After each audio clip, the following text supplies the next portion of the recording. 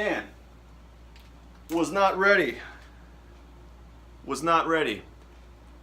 How much time do I have? Okay, timing is right there. Great.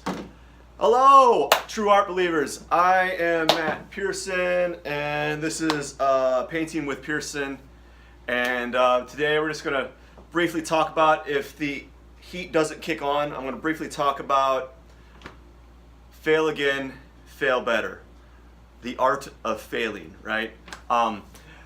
As artists, we tend to, another thing is I'm failing again, fail better all the time. So as artists, we tend to be very fearful. Actually, beginning artists, not necessarily professional artists, we are accustomed to failure.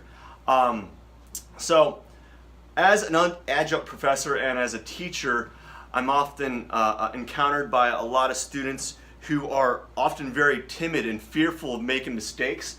And I give them advice that makes them think and question if I'm actually teaching. I say, I want you to make mistakes. And then oftentimes they're like, make mistakes? This is school, I can't make mistakes. And I say, make as many mistakes as possible. Make 1 million and make 1 million more. And they are like, what is up with this guy here? He is telling me to make mistakes, and they're confused by it. And I want to mention that you want to make mistakes, because if you're not making mistakes, or if you don't recognize those mistakes, how can you improve off of your errors, right? So case in point, right now with this piece, I've made so many mistakes.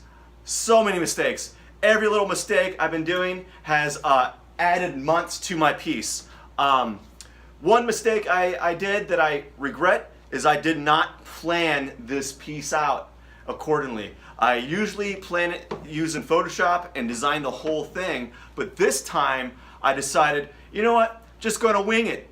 Just wing it, right? I'm just gonna hope that it works out, and then fingers crossed that everything just melds together in a highly orchestrated medley of beautiful art. Unfortunately, that was not the case. What happened was I was making design adjustments on the piece, and as I was making those new additions to this painting, I was adding hours upon hours upon hours of new labor that I wasn't expecting.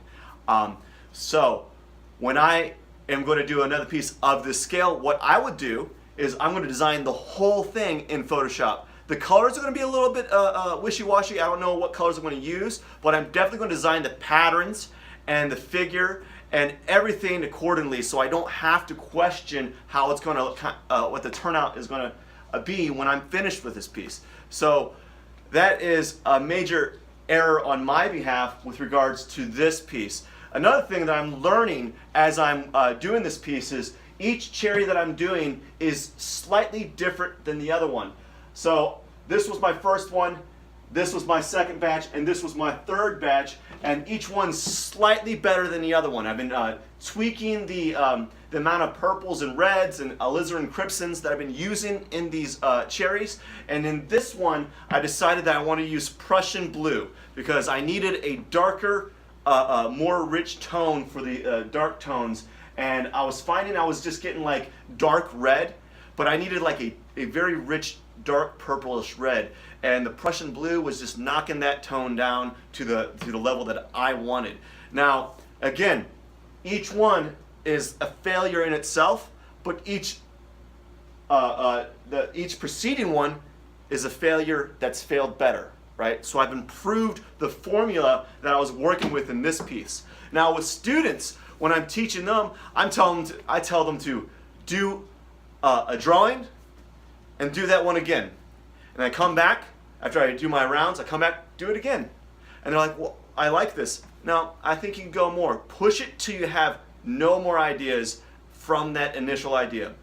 Oftentimes you get students that are very timid and afraid to go past their the idea that they like, but really it's not necessarily that they like it, it's more so they're really comfortable with that idea, and we don't want that. We want you to push past that comfortable layer, right? When I'm painting these, I'm not necessarily comfortable. I am not comfortable painting realistically. Oh my gosh, not comfortable at all. It makes me so uncomfortable. I just want to like be brushy and all kinds of stuff. I do not like blending. I do not like going into detail and spending hours upon hours of work to make something. But I love the outcome of it, right? So I love the outcome. So I push through that very uncomfortable situation I am because I want to get over that hill into the meadow of beautiful paintings.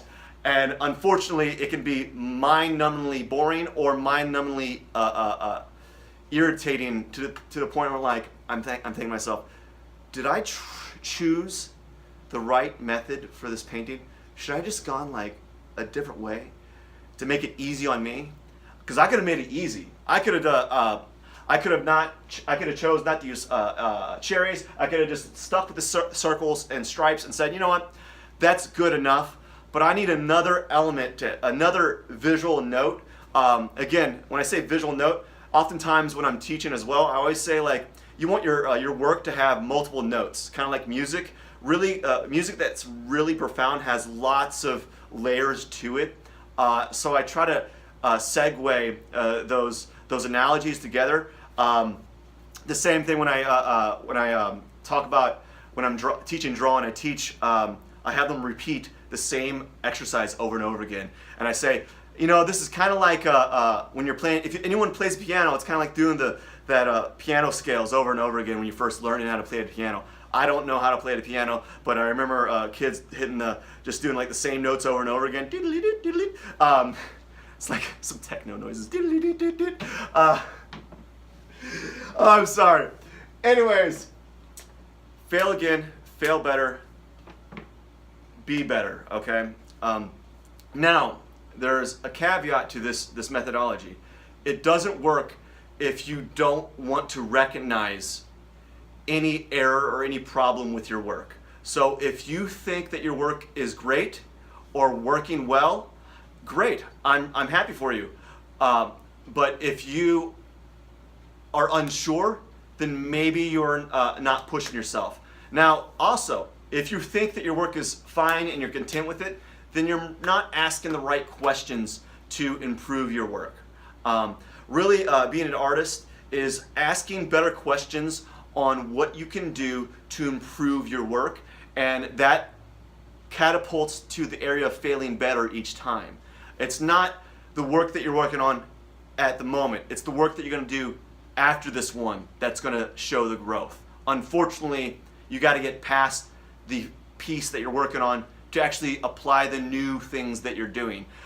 You can, in theory, apply what you're learning to the piece that you're working on, but oftentimes, as with this case in point right here, oftentimes it prolongs the time that you're working on one piece. Also, it's like called analysis paralysis, where you're just thinking about hypotheticals, and now you might be thinking about them and you're actually doing them on your piece, but the ideas are infinite to improving. You don't want to keep improving the same piece because you're never going to finish that piece. The goal is to figure out what you need to do to finish the piece that you're working on and apply the new things that you learned to the next piece to the next piece. Now, as I said, when I do another piece that's large scale like this thing's like 5 feet.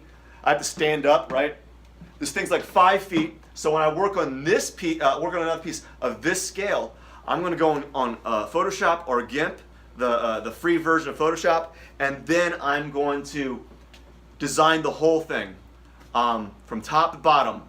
Text, patterns, auxiliary shapes, the fruit and vegetables or burgers that I'm going to put on them, right? The whole thing I'm going to design.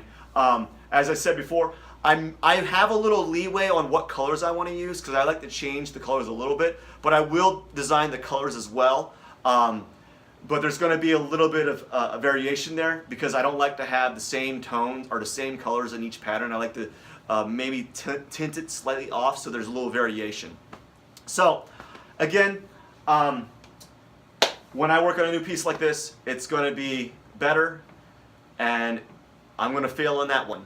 And then the next one, I'm going to fail. But I'm going to fail better each time. Okay? So I just want everyone to know, when you're working on your artwork, make mistakes. Okay? Make them often. Right? Make as many mistakes as you can, and then write down those mistakes. And then write down what you can do to improve off those mistakes. And after that, you take your drawing or your painting and you apply what you learned from the previous piece. Okay? So write down your mistakes, say what you could do to improve them, to fix those mistakes, and then try to apply them to your new piece. I'm sorry for those that are just kind of dropping by. I am actually done with this little spiel. I try to keep them 10 minutes. I do this so that I can kind of verbalize my thought process. And also, I'm a notoriously bad lecturer, and this helps me articulate my thoughts better. So, and again, in a way, these YouTube videos are kind of like an exercise in failing and failing better each time. So last time I think I had the phone flipped around so you couldn't hear my audio. This time it's flipped forward so you can hear my audio. At least I think you can hear my audio. I don't know. I gotta go. The heat's turning on. Bye.